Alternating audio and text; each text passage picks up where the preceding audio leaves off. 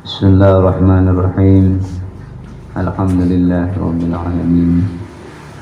Wassalatu wassalamu ala sayyidina Muhammadin wa ala alihi wa sahbihi ajma'in. Amma ba'd.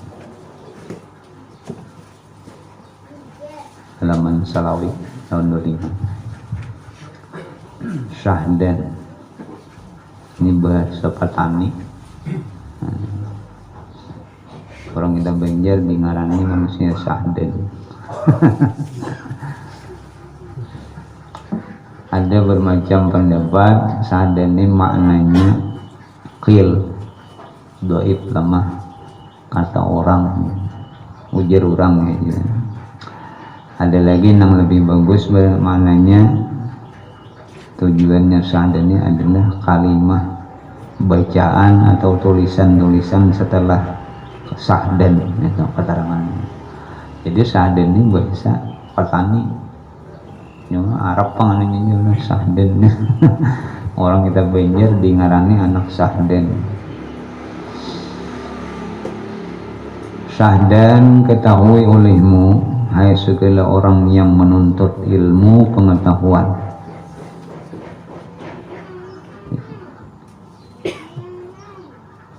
Ketahui olehmu segala orang yang menuntut ilmu untuk kebahagiaan akhirat, bahwasanya segala ayat Quran dan segala hadis Nabi Sallallahu Alaihi Wasallam dan segala perkataan ulama dan sahabat Nabi Sallallahu Alaihi Wasallam yang menyebutkan ilmu dan kelebihan orang yang menuntut ilmu dan kelebihan orang yang mengajarkan ilmu itu. Jadi banyak Quran, hadis, dan kata ulama dan para sahabat, ada keistimewaan ilmu bagi orang yang menuntut dan orang yang mengajar. Hanya sesungguhnya murad bagiannya, artinya maksud dengan sekaliannya itu, yaitu ilmu yang memberi manfaat pada agama dan memberi manfaat di dalam akhirat. Jadi ilmu yang kita baca ini kitabnya ilmu nang pacangan kita bawa saya kaina ke akhirat. Di dunia kita pakai hasil dari pakaian gitu, amal kita itu untuk sanggup kita di akhirat kena menghadap Tuhan Rabbul Jalil. Seperti yang disebutkan oleh Syekh Ibnu Abbad dan lainnya yang telah tersebut dahulu. Dan ilmu yang memberi manfaat itu ialah seperti yang disebutkan oleh Sayyidi Abdullah Al-Haddad dahulu, yaitu ilmu yang tersebut di dalam Ihya Ulumuddin dan ilmu yang tersebut di dalam Al-Arba'in fi Usuluddin dan ilmu yang tersebut di dalam Minhajul Abidin dan ilmu yang tersebut di dalam Bidayatul Hidayah dan ilmu yang tersebut di dalam Mukhtasar Ihya yang hamba terjemahkan di dalam kitab ini,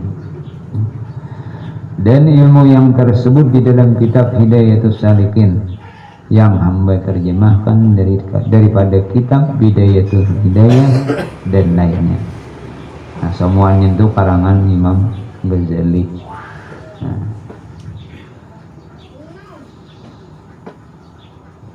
jadi ilmu-ilmu catatan atau tulisan yang ada di dalam semua karangan Imam Ghazali itu tujuannya ialah untuk kesenangan kita, kebahagiaan kita di negeri akhirat. Dan demikian lagi segala kitab tasawuf, semua itu yaitulah ilmu yang memberi manfaat, karena kitab-kitab tasawuf itu telah terkandung di dalamnya ilmu usuluddin dan ilmu fikih yang fardu ain, yang tiada daripada mengetahui akan dia oleh segala orang yang suluk, yakni orang yang menjalani akan jalan akhirat, yang menyampaikan ke dalam surga dan menyampaikan kepada ma'rifat kepada Allah Ta'ala dengan mengetahui perkara-perkara yang membawa takut akan Allah Ta'ala. Jadi dalam kitab ilmu tasawuf itu ada tiga unsur ilmu yang tercatat di situ. Pertama, ilmu syariat, kemudian ilmu tarikat, dan ilmu hakikat. Ya, kitab yang kita baca. Nah, di dalam syariat terkandung ilmu fikih, ilmu tauhid. Dan dari karena inilah berkata Imam Malik radhiyallahu an, salah satu mazhab Imam Malik bin Anas, wa man tasawwafa jaksidin walam yatafaqqah faqad tazandaqa, wa man tafaqqaha walam yatasawwaf faqad tafassaqa, wa man jama'a bainahuma faqad tahaqqaqa. Perkataan Imam Malik bin Anas, salah satu pendiri mazhab Maliki. Artinya barang siapa menuntut ilmu tasawuf dan tiada mengetahui ilmu fikih yang fardu ain itu, maka bahwasanya jadi zindik, kafir, zindik. Kelihatan Islam cuma di dalam kafir. Dan barang siapa menuntut ilmu fikih aja dituntut, dan dia mengetahui ilmu tasawuf, maka bosnya jadi fasik. Fasik itu buat dosa. Nah, dan barang siapa menghimpunkan antara keduanya, maka bosnya jadilah ya ulama yang muhaqqiq, yang arif billahi ta'ala. Ini ulama yang wujud-wujud ulama. Nah, jadi kedua ilmu dihimpun, ilmu fikih, ilmu tasawuf dihimpun. Nah, inilah ulama yang sebenarnya, yaitulah yang bernama ulama ahli sufi, yang menghimpunkan mereka antara syariat, tariqat, dan hakikat. Ini yang terkandung di dalam kitab ini kan. Dan segala kitab Al-Imam Al-Ghazali rahimahullah ta'ala yang tersebut itu, yaitulah telah terhimpun di dalamnya itu usuluddin, yaitu ilmu i'tiqad, ilmu tauhid gitu. Dan ilmu fikih, yaitu ilmu ibadah dan adat. Ilmu fikih kayak apa sembahyang, kayak apa adat bersembahyang, kayak apa puasa, kayak apa adatnya puasa. Dan lagi di dalamnya itu ilmu tasawuf, yaitu dinamakan ilmu batin, ilmu hati. Kayak apa kita sembahyang supaya bersih, jangan ada rasa riya, rasa ujub, kita berilmu dan juga jangan asa harap pada orang. Dan sekaliannya itu dinamakan ilmu suluk dan ilmu tarikat, seperti yang lagi akan datang insyaallah ta'ala pada bicara sekalian itu di dalam kitab ini. Nah, jadi dalam kitab ini kita mengandung ilmu-ilmu yang membuat kita banyak ibadah pada yang lain, ibadah zahir, ibadah batin. Ini keduanya. Yang selama ini kita hanya zahir, sembahyang waktu sampai sembahyang, bulan puasa, Ramadan puasaan, itu hanya kalau berjalan hati sembahyang, awak sembahyang, hati pada sembahyang. Nah, mestinya kalau duanya sembahyang.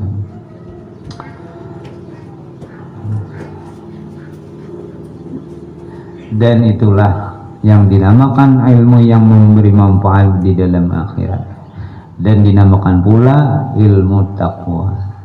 Nah, karena iman itu ada dua isinya, takwa dan taat. Orang beriman, takwa dan taat, itu isinya. Takwa takutan lawan Tuhan, taat bakti lawan Tuhan. Jadi amal taat itu sembahyang, puasa dan lain-lain, itu amal taat. Kalau amal takwa itu bisa keduanya, amal zahir dan amal batin. Jadi zahir kita amal perintah Tuhan, di batin kita membersihi amal kita kayak apa, itu takwa. Lagi takwa itu artinya yang lain, mengerjakan semua perintah Allah, menjauhi larangan Allah. Setiap minggu hari Jumat Allah bangulan jangan dong nih tuh hanya akan gitu ya. Islam itu juga artinya, Islam itu artinya selain dari penyerahan diri kepada Allah, mengerjakan yang diperintah Tuhan, menjauhi yang dilarangnya, sama dengan takwa ini artinya. Ada artinya yang lain kan?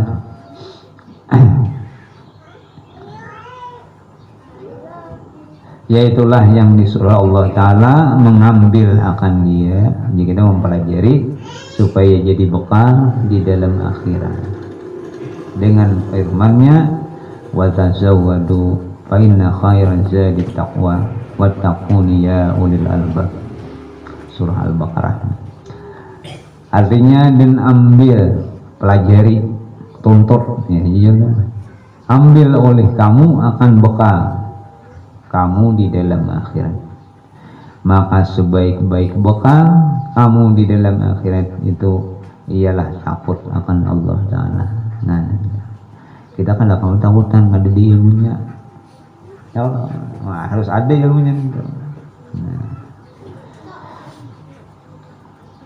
Dan tiada takut seseorang itu akan Allah Ta'ala melainkan dengan mengetahui segala ilmu yang tersebut itu. Seperti firman Allah Ta'ala, innama yakhshallaha min ibadihil ulama. Hanya sesungguhnya yang takut akan Allah Ta'ala itu yaitu daripada hambanya yang ulama, orang tahu. Jadi orang tahu, orang alim, orang berilmu itu ngarannya ulama. Ulama itu jama, alim mufradnya. Dan murad dengan ulama, artinya maksud dengan ulama pada ayat itu dan lainnya daripada beberapa ayat Quran dan beberapa hadis Nabi Sallallahu Alaihi Wasallam itu, yaitu ulama yang menjalani jalan ahlus sufi ini, seperti yang disebutkan oleh Syekh Ibnu Abbad dahulu itu, minggu dahulu adalah.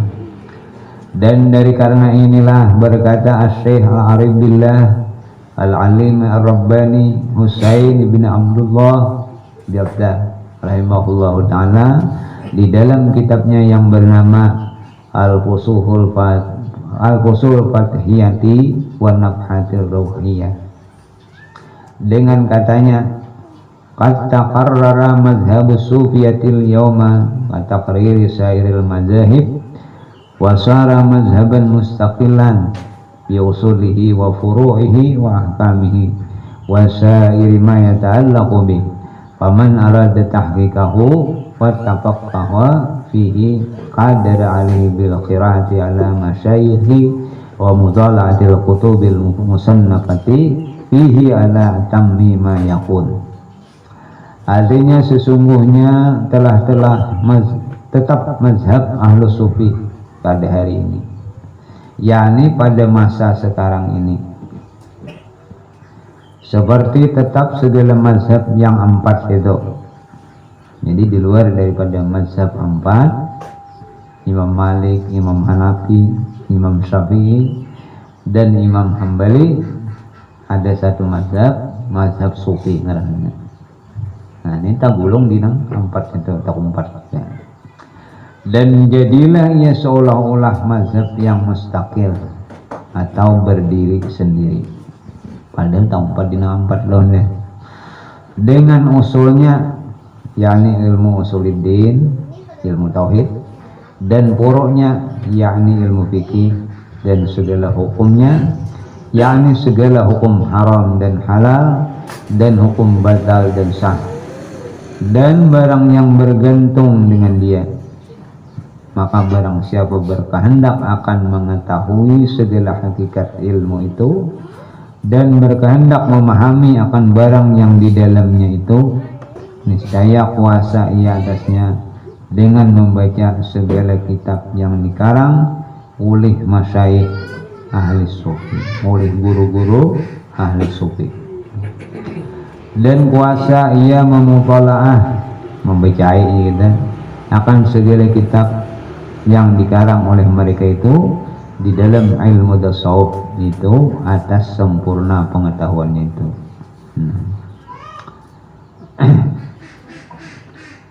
Jadi ilmu sufi di sini seakan-akan basing daripada mazhabnya mazhab biasa, seakan-akan, padahal kadang itu di dalam 4 mazhab itu mengandung juga ilmu tasawuf.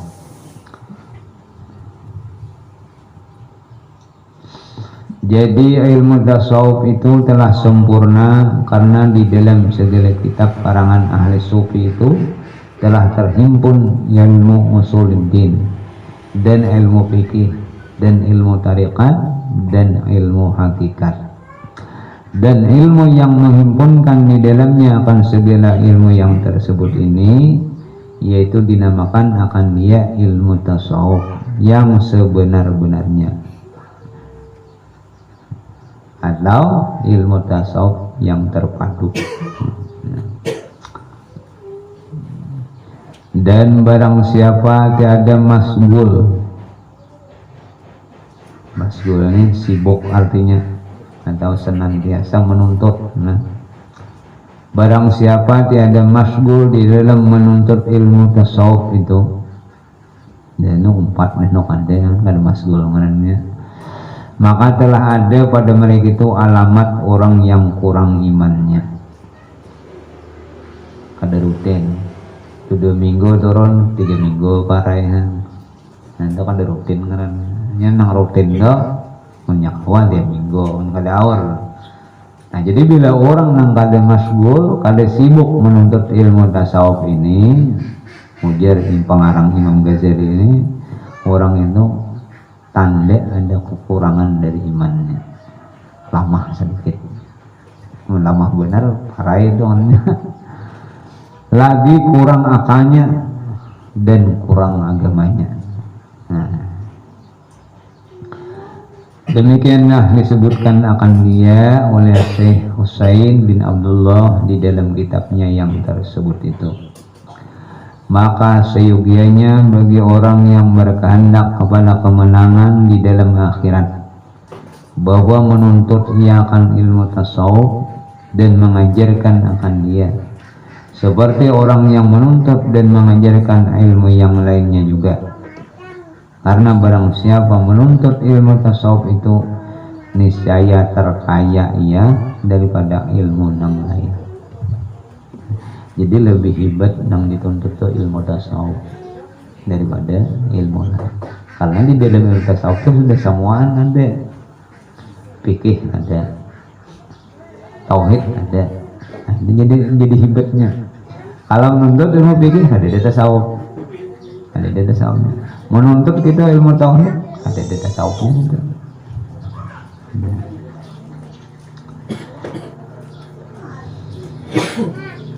Manakala orang yang menuntut ilmu yang lain daripada ilmu tasawuf itu, tiada terkaya ia daripada ilmu tasawuf itu, ada lebih hebat kita.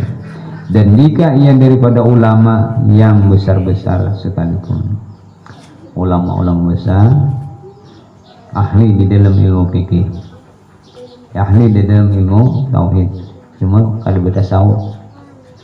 Tasawuf ini ilmu adab lah. Alim kada beradab, kada pas juga. Adab itu lebih tinggi daripada ilmu ujar. Ujar ulama-ulama lebih tinggi daripada punya kada beradab. Kita sesama manusianya ngalih apa, apalagi lawan Tuhan. Mus lalu di depan Tuhan. Aduh beradab kan sih jangan nang ringkas saja dah. Kada pas juga. Datang misalnya orang berkumpulan, lalu ngelunyor menyapa kada orang, assalamualaikum, di orang arah kan, tadudi kita langsung fus, gitu. Taring halat duduk, misalnya ada Nah, ini kalau orang beradab, assalamualaikum, ya Allah. Sahut ya orang, ya naik dulu, belum nyaut jangan naik dulu.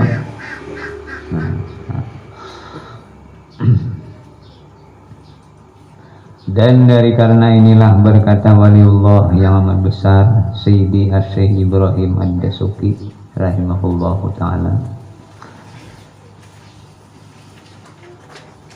talabus syaihi fi tariqatin wajibun ala muridin walau kana min akabiril ulama. Ini tertulis di dalam kitab Dasuki, di dalam kitab ilmu tauhid.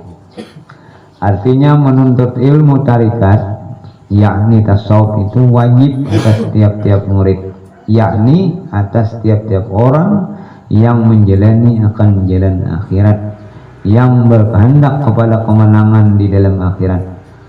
Dan jikalau ia daripada sebesar-besar ulama pada mengetahui ilmu yang lain daripada ilmu tasawuf itu sekalipun, walaupun alim benar sudah, tetap wajib menuntut ilmu tasawuf. Dan dari karena inilah berkata kata setengah ulama, kullu sufiyin faqihun walaysa kullu faqihin sufiyan. Artinya tiap-tiap sufi, orang ahli ilmu tasawuf, nah, patut dinamakan faqih, artinya ahli ilmu fikih. Dan tiada patut tiap-tiap faqih itu dinamakan sufi. Orang alim dalam ilmu fikih ada pas lagi dipadahkan ilmu apa ahli dalam ilmu tasawuf. Tetapi orang ahli di dalam ilmu tasawuf wajar disambut alim di dalam ilmu fikih, karena di dalam ilmu tasawuf itu mengandung ilmu fikih. Nah, kalau di dalam ilmu fikih ada ilmu tasawufnya. Nah, itu loh. Yakni tiap-tiap ulama ahli sufi itu ada padanya mengetahui ilmu fikih. Dan tiada lazim atau belum tentu ulama ahli fikih itu mengetahui akan ilmu tasawuf. Karena ilmu fikih itu dimisalkan oleh ulama seperti kulit niur yang di luar kulitnya. Dan ilmu tasawuf yakni ilmu tarikat itu seperti kulit yang di dalam tempurung. Dan ilmu hakikat itu seperti isinya yang di dalam. Nah, jadi ilmu fikih kayak kulit niur yang di luar, ilmu tasawuf kayak tempurungnya. Nah, ilmu hakikat iya nang isinya, namanya diparut kan. Dan lagi patut dikatakan ilmu fikih itu seperti kulit niur, dan ilmu tasawuf yakni ilmu tarikat itu seperti isi niur, dan ilmu hakikat itu seperti minyak niur. Nah, bisa juga dikatakan. Adapun kelebihan orang yang mengajar ilmu itu, maka itu beberapa dalil Al-Quran dan hadis Nabi Sallallahu Alaihi Wasallam dan perkataan ulama yang amat banyak. Mana tahu pada satu saat diminta orang, nanti lajeri orang lajeri, jangan lajeri, lajeri akan dong ilmu tasawuf, nah bacakan. Nah, apa padilahnya, keutamaannya orang mengajar itu? Setengah daripadanya firman Allah, walu yunziru qaumahum idza raja'u ilaihim, dan supaya menakuti mereka itu akan kaumnya apabila kembali mereka itu kepada kaum mereka. Dalam satu kampung ada anak-anak muda, pemuda, oleh masyarakat kampung, supaya kampung itu ada nama mimpin dalam masalah agama, berkumpulan itu bahari inti dia. Dikumpul kan makon mengaji lah, bilanya akon kami mengusik orang kampung. Nah, akon berdua bertiga lalu diutus dulu ada di pondok, cuma tolaknya tuan guru. Di rumah tuan guru bahari itu ada kamar khusus segin murid, bilanya ada di rumah kan, bila ada dilanggar guringannya. Nah, karena tujuannya karena bilanya bulik ke kampung. Nah, untuk membimbing masyarakat namanya di kampung itu bahari. Oh ini kan lagi. Jadi orang yang diutus untuk belajar ini kalau kemana-mana lagi. Pertama ini sekolah orang mau kose, orang kampung badan. Ya sampai pikiran habis nih badan, kemudian kirimi. Jadinya begini ada keluar. Supan orang kampung. Umumnya ongkos orang mana kemana ke begini. Jadi nang alimnya pas di orang warga kan kampung lain nang menikmati hasil daripada pendidikan itu. Tapi bila orang kampung ada apa aja orang memberi bantuan kali maunya keluar. Jadi orang kampung dapat menikmati ilmunya berkahnya baik. Zaman perguruan kita tahun guru Haji Maksum itu terakhir sendiri nang diongkosi di rumah kai di negara itu rumah kai belakang ini mau kan langgar ini tingkat 2 jadi di bawah ini bukan santri baik ada dalam pinggiran mulai pondok jadi di langgar bang jadi bawa kamar lihat di bawah hari-hari tuh naik kai ke atas belajar jadi di atas langgar tuh belajar ini sembahyang di atas bila tontong mau sembahyang belajar ya siangnya imbah juhur, imbah isar, lalu imbah subuh. Nah malam nah murid-murid sidin habisnya bunton guru Haji Mahfuz amin pengasuh kan pengasuh Ibnu Amin untuk murid sidin terakhir nang tadudi murid sidin tuan guru Haji Yusuf Ulangko terakhir nah itu meninggal arwah kain ada sawar dia kita dan setengah daripadanya firman Allah Ta'ala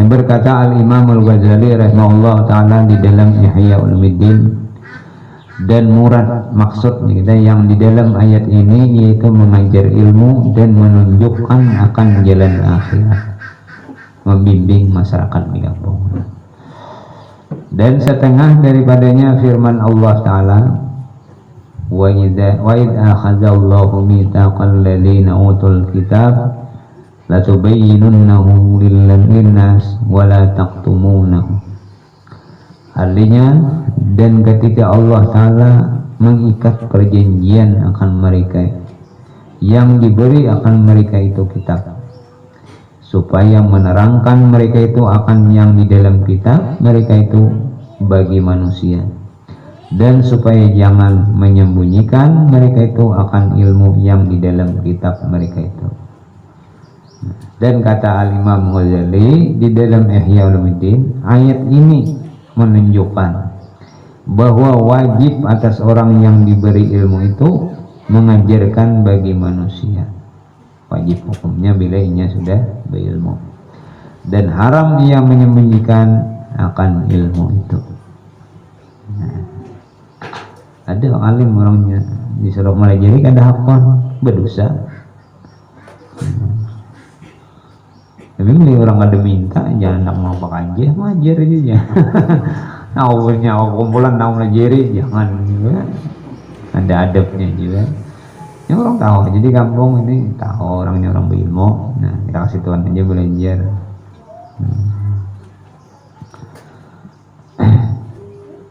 dan tatkala membaca Rasulullah Sallallahu Alaihi Wasallam akan ayat ini maka berkata ia dengan katanya ma'atallahu aliman ilman illa akhazallahu alaihi minal mithaq ma'akhaza alal nabiyina ayyubayyinuhu linnas wala yaktumuh. Artinya tiada memberi Allah Ta'ala itu akan ulama akan ilmu melainkan mengambil Allah Ta'ala atasnya daripada janjinya seperti ia mengambil janjinya atas segala anbiya bahwa menyatakan mereka itu akan ilmunya itu bagi manusia dan jangan menyembunyikan mereka itu akan ilmunya. Nah, jadi di sini Allah Nabi bila seseorang sudah diberi ilmu pengetahuan Tuhan itu berjanji di sini ada mengambil tulisannya bahwasanya Tuhan berjanji akan membalas semua jerih payah bagi mengajar. Penuntut sudah nanti apa istimewanya sekali satu bab kan kita belajar satu ilmu ada yang sama dengan 1000 rakaat sembahyang nilai pahalanya kan? Satu bab wudhu misalnya atau di dalam ilmu tasawuf bab riya aja atau bab ujub atau bab takabur misalnya. Nah belajar satu bab itu nilainya bisa sampai 1000 rakaat sembahyang nilai pahalanya. Nah dari ibaratnya sajam aja kalau 1000 rakaat bisa 2 hari bisa nonton lama halin tohor. Nah, samurat dan setengah daripadanya itu firman Allah Ta'ala ud'u ila sabili rabbika bil hikmah wal mau'izatil hasanah. Artinya seru olehmu akan manusia baik kita kepada jalan Tuhanmu dengan ilmu hikmah dan pengajaran yang baik. Ilmu hikmah ini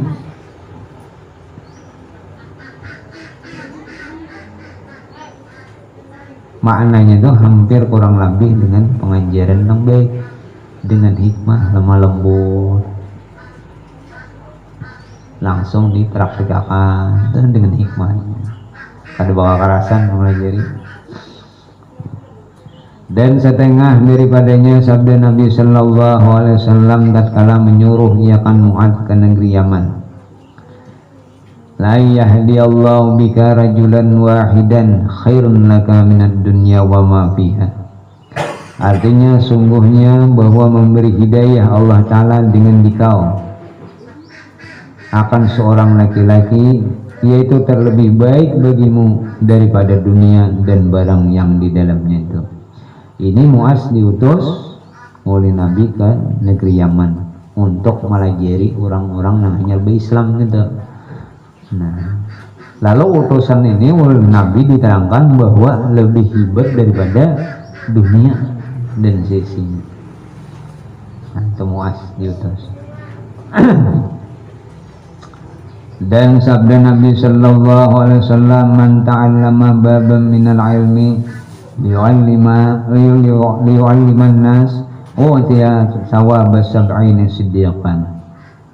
Artinya barang siapa belajar akan satu bab daripada ilmu karena berkehendak mengajar akan manusia, niscaya diberi Allah akan dia pahala 70 daripada pahala ulama yang siddiq. Kau orang ini tak kabini, anak mendakan sama aja. Ada para orang luar yang di rumah dulu kan. Pelajari, nggak belajar bedakan, nah ini tadi nanunya. Nah, sama nilai pahalanya dengan 70 orang pahalanya orang-orang yang ulama yang bujur-bujur ulama. Nah, satu bab aja. Kita datang ini belum kita masuk babnya lah. Tahun ini lo mainnya di rumah, nah kalau dilejerakan, nah misal bodoh aja, di apa aja main, nah ini tadi nanti, nah, sama pahalanya lawan 70 orang ulama, nang bujur-bujur ulama, nilai pahalanya daripada luar biasa. Ini belum lagi masuk ke situ, ini hanya mukaddimah dan fadilah daripada ilmu. Dan sabda Nabi Sallallahu Alaihi Wasallam innallaha wa malaikatahu wa ahlas samawati wa ahlal ard hatta namlata fil juhriha wa hatta al-huta fil bahri la yusalluna ala mu'allimin nasal khaira. Artinya bahwasanya Allah Ta'ala dan segala malaikatnya dan isi 7 petala langit dan isi segala bumi hingga semut yang di dalam lubangnya dan hingga ikan yang di dalam laut sungguhnya mengucap salawat atau mendoakan supaya mendapat kebaikan atas orang yang mengajar akan manusia akan kebajikan. Ini sama tentang menuntut aja mulai tulak di rumah sampai ke tempat, nah itu dilindungi oleh, dinaungi oleh malaikat dan didoakan sama.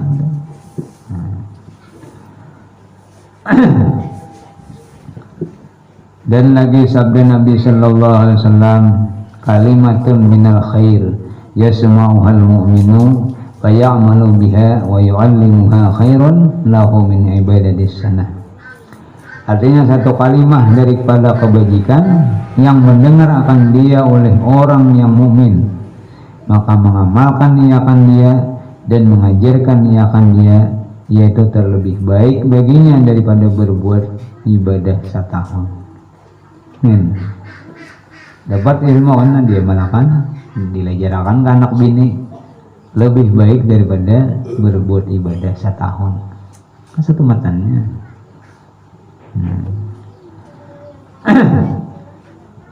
Dan lagi sabda Nabi sallallahu alaihi wasallam, idza mata ibnu adama inqata'a amaluhu illa min salasin, ilmin yuntafa'u bihi wa sadaqatin jariyah wa waladin shalihin yad'u lah. Apabila mati anak Adam, manusia, niscaya putuslah segala amalnya yang kebajikan. Amal baik paket hampir ada lagi bila udah mati dah. Yang biasa ketujuh sembahyang duha, ketujuh sembahyang tahajud, ketujuh puasa, bila udah mati kerja. Nah, kecuali melainkan daripada tiga perkara, tiga macam. Pertama, ilmu yang diambil manfaatnya. Kita belajar ilmu, kita ajarkan ke anak bini, dia malakan oleh anak bini, terus bersambung ke anak kabuyut. Nah itu mengalir lalu kita ilmu. Yang kedua, sedekah jariyah, yakni berbuat wakaf lillahi ta'ala. Sedekah kita berwakaf ke masjid kan, bersedekah, wakaf sedekah ke yatim, atau kita wakafkan tanah nang pas park jalan, orang mulai jalan digunakan terus berapa puluh tahun. Nah selama itu pahalanya mengalir loh. Dan ketiga, anak yang soleh, anak yang baik, anaknya yang mendoakan baginya setiap waktu, berdoa sering kuitan. Kali bisa kelombanan bila ibadah sembahyang berdoa, sembahyang wajib, sembahyang sunat, kuitan didoakan. Nah ini mengalir kepada mayat orang yang sudah meninggal, apakah itu kuitan, kai kita dan lain-lainnya. Karena biasa diceritakan dalam sebuah kitab, pengelompanan kitabnya namanya ada seorang ulama bermimpi mati. Nah, jadi Sidin melihat imam dalam mimpi itu melihat orang berebut makanan petang. Cuma ada berdua lelaki lebih bini, saya lagi bini, kada umpat berebut. Nah dalam mimpi itu Sidin mendatangi, kenapa sampean kada umpat berebut kayak orang nih makanan nih? Jadi jawaban orang tadi, kami kada berlomba karena kami ada kiriman khusus. Ada. Hai sudah bangun Sidin, ada lawas mimpi pulang, umpat berebut, kamu lagi bini umpat berebut. Nah ditakuni Sidin, kenapa jadi umpat? Kada lagi jadi kiriman, lagi sampai lagi. Nah, apa sebabnya? Orangnya kada ada lagi. Di mana anak pian? Orangnya berdagang daging di pasar.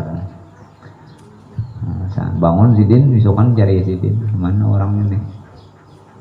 Karena waktu itu dalam mimpi itu nangkuitin nyambut karena cari di situ ada lagi orangnya. Takunakan kemana? Nemu dengan daging sini mati orangnya.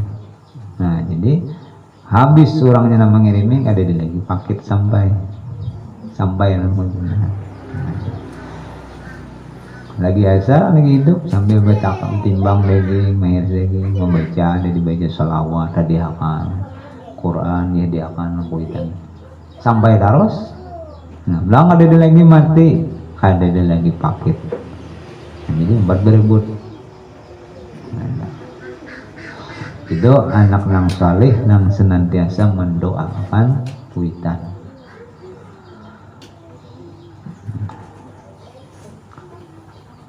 Dari Imam Ghazali salah satu sumber memperlancar rezeki banyaknya mendoakan kuitan, doakan kuitan. Kemudian setiap waktu dibacakan Fatihah 20 kali. Imam sembahyang baca Fatihah, Imam sembahyang baca sampai 20 kali. Hadiahkan lawan kuitan. Itu kunci pembuka rezeki bagi orang untuk memperlancar. Itu menurut Imam Ghazali.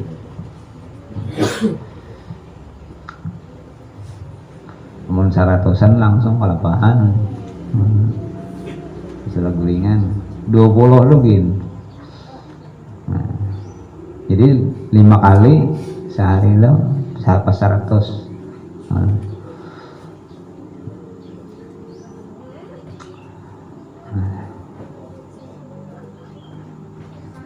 Jadi doa kepada kuitan itu termasuk kunci daripada rezeki. Dan lagi sabda Nabi sallallahu alaihi wasallam, ad-dalu 'alal khair kafa'ilihi. Artinya orang yang menunjukkan akan manusia atas berbuat kebajikan itu yaitu seperti orang yang berbuat kebajikan. Kita mendahkan orang lain ini. Tiga orang sama gini itu lawan berbuat kebaikan.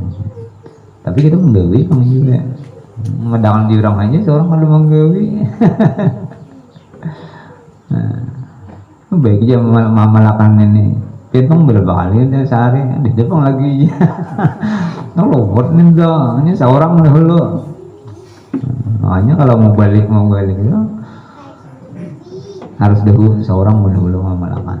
Nah, hanya bicara makan.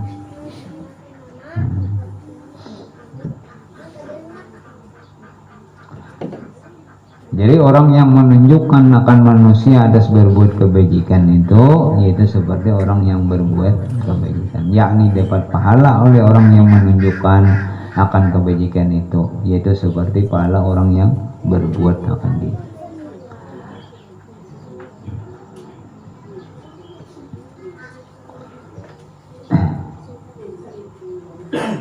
Nah kemudian dan lagi sabda Rasulullah ala khulafai rahmatullah. Nah ini sudah.